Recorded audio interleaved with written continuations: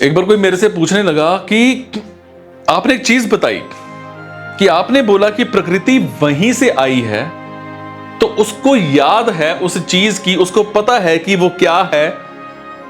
तो जब मतलब कहीं ना कहीं हमें पता है सच क्या है, तो जब हम बेचैन होते हैं तो हमें पता होता है कि हम बेचैन हो गए क्यों? क्योंकि हमें कहीं ना कहीं पता है कि चैन क्या है। तो जब हमें पता ही होता है अंदर से कहीं ना कहीं कि चैन ये है, फिर भी पूरा जीवन एक के बाद एक ठोकरें खाते हुए भी, लगातार चलते हुए भी हम क्यों नहीं उसी की ओर? क्योंकि हमें पता तो है कहीं ना कहीं तुम वहीं से तो आए हो, तो फिर वो क्यों लगातार बाहर ढूंढता रहता है?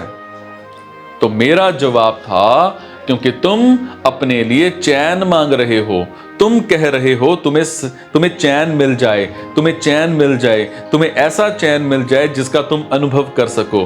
तुम कह रहे हो मुझे चैन मिल जाए, तुम ये नहीं कह रहे हो कि चैन हो, चैन मात्र हो।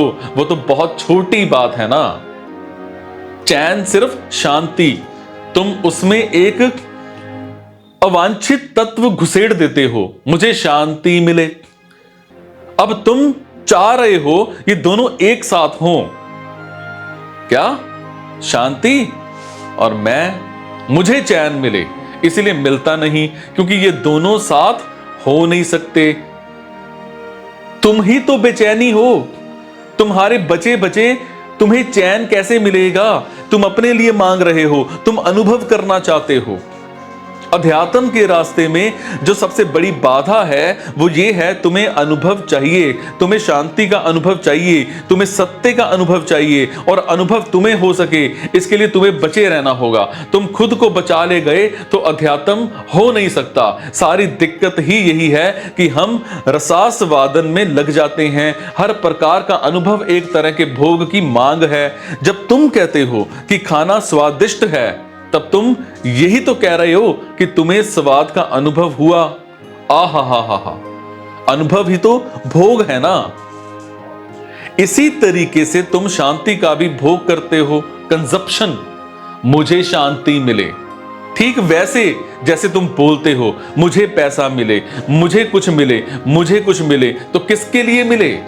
मुझे अपने लिए मिले।